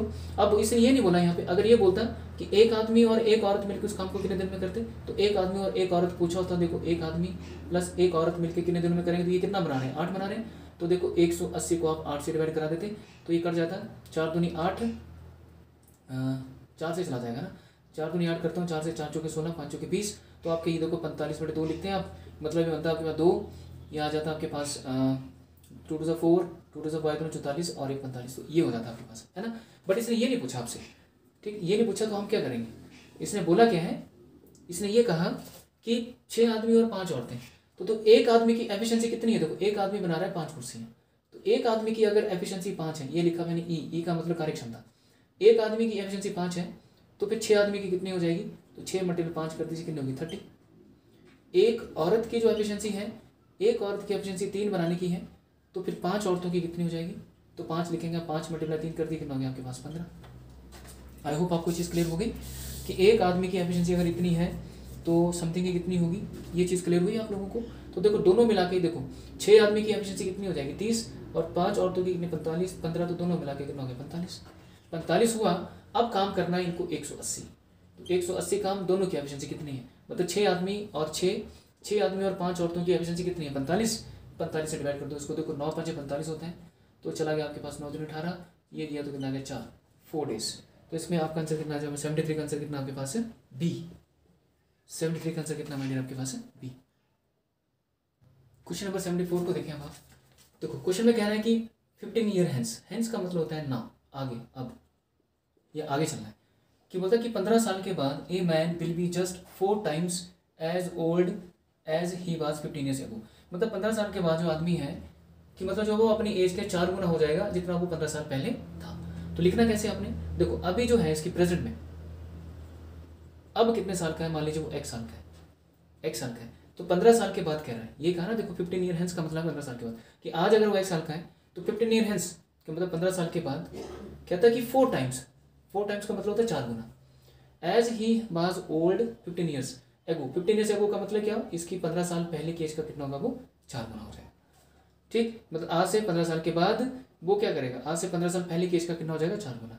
तो देखो x + 15 = 4x - 60, 15 जो कि 60 होते हैं, 4x उठा के वहाँ ले जाओ तो बनेगा देखो -3x, इसको उठा के यहाँ ले आओ तो ये रह जाएगा आपके पास माइनस, ये बनेगा 75, तो ये कट गया आपस में, तो x की वैल्यू कितनी मिली आपको 25 या 75, ये बना ना आपके पास, क्योंकि देखो 4x उठ किस तरफ जाएगा तो -3x रह जाएंगे, 15 उठा के यहाँ ले आएंगे तो -15 हो जाएंगे, तो -15 -60 तो 75 बनाएंगे, तो 3 से कटेगा कितना रहेगा आपके पास ये, तो आपके पास कितना आंसर आना चाहिए यहाँ पे 25, तो 25 या 75 होते हैं, तो आपका आंसर 74 का क्या बनेगा ए बनेगा। ठीक, 74 का आंसर क्या है ए, 25 ईयर्स। क्वेश्चन नंबर 75, देखो 75 क्वेश्चन कह रहा है कि एक पेन है, उस पेन की कीमत कितनी 150 रुपये है, मतलब उसका कॉस्ट प्राइस कितना है 150 रुपये। आप कह रहे हैं कि डिस्काउंट मतलब इसका एमआरपी रख लो आप, एमआरपी कितना है 150, इसके ऊपर डिस्काउंट कितने का दे रहे हैं 20% का, 20% अपने में कितना होता है 1/5। देखो 20% को फ्रैक्शन में जब चेंज करेंगे तो कितना होता है 1/5 होता है, तो इसका 1/5 निकाल दो। देखो 5 3 15 कितना 30, मतलब डिस्काउंट कितने का मिल रहा है 30 रुपये का, मतलब 150 रुपये की चीज़ थी 30 रुपये कम रेट पे बेच रहे हैं आप, तो बेच कितने रहे हैं आप 120 रुपये में। तो मतलब याद रखना कि एमआरपी में से जब आप डिस्काउंट माइनस करते हैं तो क्या निकलता है सेलिंग प्राइस निकलता है। तो एमआरपी माइनस डिस्काउंट करेंगे तो क्या निकलेगा सेलिंग प्राइस। तो वो पेन है कितने का 120 रुपये का, तो आपका आंसर 75 का कितना हो गया डी आंसर आ गया आपके पास। 75 का आंसर क्या है डी ना।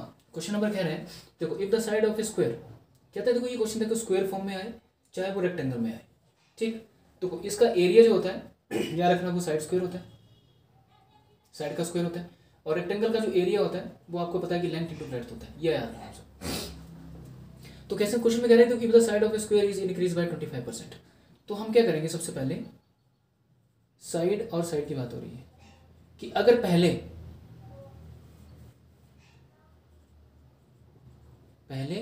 और बढ़ने के बाद ले लेता हूँ, ठीक है, आप समझ आना कि साइड ये भी साइड कि पहले मान लीजिए वो कितना था एरिया उसका 100% था, तो कितना परसेंट बढ़ रहा है 25% बढ़ रहा है, तो कितना मान के चलेंगे 125%। कि पहले साइड ये थी अभी साइड ये है, तो 0 से 0 काट दो उसको, 25 के 100 होते हैं, 25 5 125 होते हैं। तो पहले साइड कितनी थी 4, अब साइड कितनी है 5, ठीक। अब क्या कह रहा है देखो इसने कहा कि एरिया, तो इसका बोला कि अगर हर एक देखो स्क्वायर की हर एक साइड को आप बढ़ाएंगे तो उसका टोटल एरिया कितना इंक्रीज करेगा। तो देखो एरिया जो होता है स्क्वायर का एरिया कितना होता है साइड का स्क्वायर होता है, मतलब साइड कितनी है आपके पास ये, तो इसका एरिया बताओ किसका होगा। तो एरिया कितना हो जाएगा 16 और इसका एरिया करेंगे तो कितना आएगा 25, मतलब आप लिखेंगे 4 का स्क्वायर और कितना लिखेंगे 25 का स्क्वायर। क्यों, क्योंकि पहले वाली साइड कितनी थी 4, अब वाली साइड कितनी है 5, इसका एरिया क्या बनेगा 4 चौके 16, इसका एरिया कितना बनेगा 5 5 25। Is it clear. अब देखो पहले 16 था अब 25 हो गया, कितना बढ़ रहा है 9 बढ़ रहा है, कितने पे बढ़ रहा है ये 16 पे, मल्टीप्लाई क्या कर देंगे 100%, ठीक। मतलब कितने का डिफरेंस आ रहा है 9 का, कितने पे आ रहा है 16 पे आ रहा है। इसके लिए हम लोग लगाते हैं देखो इंक्रीजिंग माइनस डिक्रीजिंग अपॉन में क्या आता है डिक्रीजिंग, मल्टीप्लाई क्या होता है 100%, ये आपने पढ़ा होगा। इसके ये लगता है इंक्रीजिंग के लिए, इंक्रीजिंग परसेंटेज के लिए, है ना। तो देखो ये 4 चौके 16 हो गया, 4 चौके 16, ये 25 चौके 100 होता है, 25 को 9 से मल्टीप्लाई करो तो 225 होता है, बचा कितना 4। इसको लिखेंगे तो देखो ये आएगा आपके पास, परसेंटेज साथ में चल रहा है, ये देखें 5 चौके 20 होते हैं, 20 में 2 बच गया, 6 चौके 24 पॉइंट 1 बचा, 4 दूनी 8, तो 56.2 समथिंग, तो 56.2 समथिंग 76 का आंसर क्या हो गया आपके पास ए हो गया।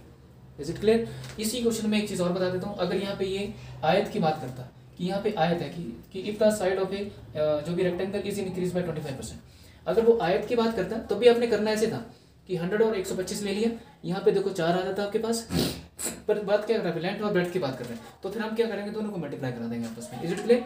तो याद रखना ये इंपॉर्टेंट क्वेश्चन है, ये स्क्वायर का क्वेश्चन बहुत बार पेपर में आता है। इस क्वेश्चन को आप करने का जो प्रोसेस है जो मैंने अभी कराया है, इस क्वेश्चन अच्छे से आप पढ़ के जाएं, इंपॉर्टेंट क्वेश्चन है। इसी 76 क्वेश्चन को आप एक और फॉर्म में भी कर सकते हैं, 76 को कर सकते हैं। देखो इसने कहा कि 25% है ना, ये 25% बढ़ा रहे हैं, तो हम एक ना रिडक्शन मेथड यूज़ करते हैं यहाँ पे, रिडक्शन मेथड जो मैक्सिमम बच्चों ने शायद पढ़ा भी होगा, जिसमें हम लिखते हैं क्या है कि कोई साइड बढ़ रही है, देखो x% बढ़ रही है और फिर y% भी बढ़ रही है, तो टोटल कितनी इंक्रीज कर दी, तो हम लिखते हैं x प्लस वाई और प्लस एक्स वाई अपॉन में क्या लगाते हैं 100, ये लगाते हैं ना। कोई चीज़ बढ़ रही है, देखो पहले वाली चीनी की कीमत में x% की वृद्धि हुई, आफ्टर कुछ टाइम के बाद y% की वृद्धि होगी, तो टोटल वृद्धि कितनी हुई, तो हम लोग क्या लगाते हैं x plus y plus x y upon 100। पहले बढ़ी फिर कम हुई तो x minus y minus x y upon 100, तो ये 25% बढ़ रही है, तो ये देखो 25 plus 25 multiply by 25 divide by क्या करेंगे 100, ठीक है। ये x भी यही है और y भी यही मान के चलेंगे, तो देखो ये बन गया 50 प्लस 25 को 25 से मल्टीप्लाई करेंगे 625, नीचे 100 है, इसको काटना नहीं, आप देखो क्या बनेगा 6.25, डेसिमल में कन्वर्ट कर दो तो ये बना देखो 56.25, तो भी आपका आंसर कितना आएगा ए ही आएगा मेरे, ठीक है। तो ये वाला तरीका भी आप कर लेना यूज़, और जो प्रीवियस मैंने अभी आपको कराया उस वाले तरीके से भी आप एक बार इसको देख लेना। क्वेश्चन नंबर देखिए मीन प्रोपोर्शन, 77 क्वेश्चन क्या कह रहा है, मीन प्रोपोर्शन बताएं आप। तो मीन प्रोपोर्शन क्या कहता है आपका, देखो आपने पढ़ा है मीन प्रोपोर्शन के बारे में, जिस बच्चे ने नहीं पढ़ा है वो रेशो एंड प्रोपोर्शन का जो वीडियो मैंने करवाया हो मैंने, उसमें जाकर आप देखें, वहाँ पे mean proportion, third proportion, fourth proportion, single proportion में सारी चीज़ें करवाई हैं, तो एक बार वहाँ पे जाके आप विजिट करके देख लें। मीन प्रोपोर्शन में हम लोग लगाते हैं √AB डायरेक्टली, तो ए की वैल्यू कितनी है आपके पास 8 और बी की वैल्यू कितनी है 18, तो देखो ये कितना बना आपके पास 8 और 18 को मल्टीप्लाई कर दो तो बनेगा देखो आपके पास 144 और अंडर रूट, और 144 कितना था अपने में 12, तो आपका 77 का आंसर कितना हो गया आपके पास बी। 77 का आंसर कितना हो गया आपके पास भी। देखो 8 64 होते हैं ना, तो 4 6 बज के 8 6 14 144 का स्क्वायर रूट कितना होता है 12। तो मीन प्रोपोर्शन जब भी हम निकालते हैं तो एक्स ये जो दो नंबर दे रखे होते हैं उनका हम क्या ले लेते हैं, अंडर रूट ले लेते हैं। जिस बच्चे ने ये चीज़ प्रॉपर वे में नहीं पढ़ी है तो वीडियो के सेक्शन में जाएं आप my dear, Aman Rajput maths के नाम से लिखें, Aman Rajput maths, Aman Rajput maths, ratio proportion डालते हैं, रेशो एंड प्रोपोर्शन। तो वहाँ से आप जाएं और ये सारे डिटेल में सारी चीज़ें पढ़ लें, इंपॉर्टेंट चीज़ है, आप एक बार देख लेना वहाँ पे। देखो 50, अब ये आपके पास नेक्स्ट 78 क्वेश्चन है। 78 क्वेश्चन में क्या कह रहा है, आपने निकालना है इसका एवरेज। एवरेज तो एवरेज निकालने के लिए हम क्या करते हैं, देखो लास्ट नंबर, देखो ये कंसेक्यूटिव नंबर है, देखो ये कंसेक्यूटिव 2 4 6 8 10 ऐसा होता है, तभी हम लगाते हैं 1 3 5 7 है, तभी ये क्या है कंसेक्यूटिव नंबर है। कंसेक्यूटिव नंबर वो नंबर होते हैं जिनके बीच का कॉमन डिफरेंस सेम होता है, उसको हम लोग कंसेक्यूटिव नंबर बोलते हैं। जब भी ऐसे नंबर का आपको एवरेज निकालना है तो हम लिखते हैं last number plus first number, last number plus first number divide by 2, तो ये बना 50/2 कितना आ गया 25, तो एवरेज कितना निकल के बाहर आया आपके पास 25।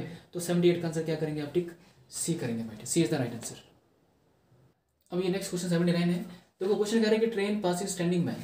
देखो एक ट्रेन है, इस क्वेश्चन को बड़े ध्यान से देखना कि ट्रेन है उसकी लंबाई नहीं दे रखी है, बस समझना कि ट्रेन जो है वो किसी आदमी को कितने टाइम में क्रॉस करके जा रही है, 10 सेकंड में क्रॉस करके जा रही है। 10 सेकंड में क्रॉस करके गई तो मतलब क्या हुआ कि ट्रेन होगी उसकी लंबाई होगी, लंबाई होगी तो उसको डिस्टेंस मानेंगे, डिस्टेंस अपॉन में टाइम, तो डिस्टेंस अपॉन में टाइम क्या होता है, स्पीड होता है।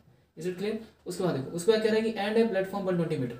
देखो and a platform 120 metre, question में क्या कह रहा है कि कोई ट्रेन है जो किसी आदमी को क्रॉस करके जा रही है 10 सेकंड में, ट्रेन वही है जो 120 मीटर लंबे प्लेटफॉर्म को क्रॉस करके जा रही है 16 सेकंड। इस इतना याद रखना कि ट्रेन है जो किसी आदमी को क्रॉस कर रही है 10 सेकंड में। तो देखो ये ट्रेन है ना, ट्रेन की लेंथ निकालनी है हमने, तो उसको टी मान के चलते हैं, तो डिस्टेंस का रोल प्ले करेगा, तो डिस्टेंस अपॉन टाइम क्या होता है, स्पीड होता है।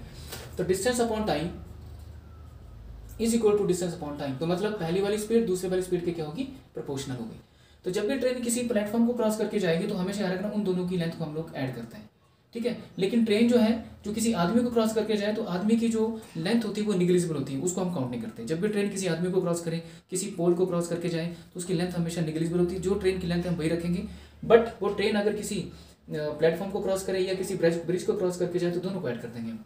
तो देखो मल्टीप्लाई करा दो आपने सामने, देखो ये बना 16t इक्वल टू ये बना 10t प्लस ये बना आपके पास 1200, इसको उठा के यहाँ ले जाओ कितना रहेगा 60, देखो 60 आ जाएगा, यहाँ से आएगा 1200, तो टी की वैल्यू कितनी मिली आपको 6 दूनी 12 200। अगर पूछता है कि ट्रेन की लेंथ कितनी है तो ट्रेन की लेंथ कितनी आ गई 200 मीटर। बट इसने यहाँ पे ट्रेन की लेंथ नहीं पूछी, इसने पूछा कि स्पीड निकालो। तो स्पीड निकालने के लिए आपको क्या चाहिए था, देखो स्पीड निकालने के लिए आपको क्या चाहिए होता है, डिस्टेंस अपॉन में क्या चाहिए होता है, टाइम।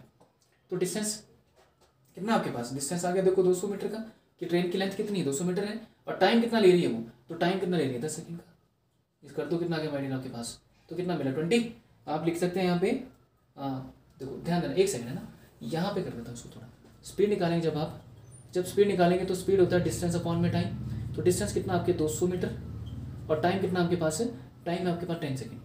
आप चाहे इसको लेके चलो, अगर आप इसको लेके चलेंगे तो ये ऐड करना पड़ेगा, 16 से डिवाइड कराना पड़ेगा। तो देखो इसका जो आंसर निकालना है वो किलोमीटर पर आवर में निकालना है। तो ये देखो ये बन रहा है मीटर पर सेकंड आपके पास, मीटर पर सेकंड। तो देखो ये 200, इसको एज इट इज रहने दो, 0 से 0 काट दो चाहे आप, 0 से ये बचा 20 मल्टीप्लाई है, आप लिखेंगे यहाँ पे 18/5 किलोमीटर पर आवर, क्योंकि आपको पता है कि किलोमीटर पर आवर को जब हम मीटर पर सेकंड में बदलते हैं तो हम 5/18 से मल्टीप्लाई कराते हैं, और मीटर पर सेकंड को जब आप किलोमीटर पर आवर में बदलते हैं तो हम 18/5 से मल्टीप्लाई कराते हैं। छोटे यूनिट को जब बड़े में बदलेंगे तो 18/5 से मल्टीप्लाई कराएंगे, तो ये कट गया 4 को 18 से मल्टीप्लाई कर दो कितना 72 kilometre per hour, 72 kilometre per hour में 79 का आंसर क्या हो गया आपके पास, बी हो जाएगा। 79 का आंसर इज बी। ना अब मान लीजिए इस मॉक टेस्ट 4 का आखिर क्वेश्चन है, क्वेश्चन नंबर 80 है। देखिए क्वेश्चन में कहता है कि 2 numbers are in the ratio दे रखे हैं आपके पास ही, एंड कह रहा है कि and product of their HCF and LCM, HCF LCM का प्रोडक्ट कितना आपके पास 3370। तो हमेशा याद रखना कि 2 numbers are in the ratio, ये दे रखा ना आपके पास, तो आपको पता है कि देखो first number multiply by second number equals to HCF multiply by LCM होता है, ये आपने पढ़ा होगा सारा, एचसीएफ मल्टीप्लाई बाय एलसीएम। तो हम यहाँ लिख लेते हैं कि आपके पास क्या 2 number are in the ratio ने कह दिया, तो 2 नंबर आपके पास दे रखे हैं 2:3। इन नंबर के साथ आप x ले लीजिए, इसको फर्स्ट मान लीजिए, इसको सेकंड मान लीजिए, तो क्या बनेगा देखो 2x multiply by 3x equal to इन दोनों का प्रोडक्ट किसके बराबर दे रखा है इसने 33750। तो यहाँ से बनेगा देखो 6x² इक्वल टू 33750, 6 के साथ इसको काट दो तो ये कितना बनेगा देखो 6 5 30, 3 बचेगा, 36 बन गया, 6 6 36, एक बचा 6 2 12 हो गया, और 3 बचा 6 5 30 हो गया। तो एक्स स्क्वायर की वैल्यू मिली आपको 5625। तो एक्स की वैल्यू कितनी मिलेगी यहाँ से आपको 75, क्योंकि इसका स्क्वायर रूट जब निकालेंगे ना 5625 का तो उसका होता है 75। ये आ गया 75। ये जो एक्स की वैल्यू 75 आई आपने यहाँ मल्टीप्लाई कराना, तो 2 मल्टीप्लाई बाई 75 करेंगे तो बनेगा 150। अब जब यहाँ मल्टीप्लाई कराएंगे तो 3 मल्टीप्लाई बाई 75 करेंगे, देखो 5 3 15 होते हैं, 15 में आपके पास एक बच गया, 7 3 21 1 2 22, 225 हुआ। ये आ गया आपके पास पहला नंबर, ये दूसरा नंबर। अब कह रहा है कि फाइंड देयर सम, सम निकालना है तो इन दोनों का प्लस कर दो, इन दोनों का आपने क्या करना है प्लस करना है। सम सम तो देखो 150 प्लस 225, तो देखो 5 के 5, 5 और 2 7, 2 और 1 3, तो आपका आंसर कितना आ रहा है 375। तो 375 आपका ऑप्शन में माय डियर यहाँ पे भाई मिस्टेकली हुआ है। 80 के आंसर में आपने सी कर देना, टिक सी कर देना, और सी ऑप्शन में आपने 375 बना देना। जिस बच्चे ने सी ऑप्शन को टिक किया होगा, जिस बच्चे का फाइनली 300 के आसपास लगभग कोई भी आंसर आया होगा, ठीक, वो काउंट करके जरूर मुझे बताना और सी को आप टिक कर देना। अपने अपने मार्क्स मुझे आज आप कमेंट सेक्शन में जरूर बताएं माय डियर कि आप सबका स्कोर कितना रहा है। इसका 4th मॉक टेस्ट में हर एक क्वेश्चन को मैंने समझाने की कोशिश की आपको ब्रीकी से, हर चीज़ को आप समझें। एग्जाम में कोई भी क्वेश्चन आपको आ सकता है, कुछ भी आपको आ सकता है, but you have to prepare all this things, और आप अपने आप को प्रिपेयर करें। और नेक्स्ट टाइम पे अब मिलते हैं आपसे नेक्स्ट सेशन में माय डियर मॉक टेस्ट 5 में। So thank you so much everyone, so thank you so much.